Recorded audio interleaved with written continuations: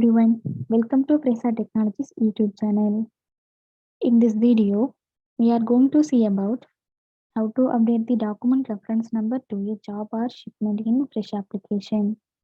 Initially, we have to log into our Fresh application. After your successful login, this is how your dashboard looks.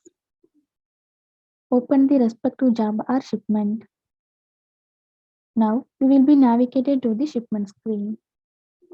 Here, we have to click on the edit button. In the Edit Shipment Info page, we can see the document reference number column.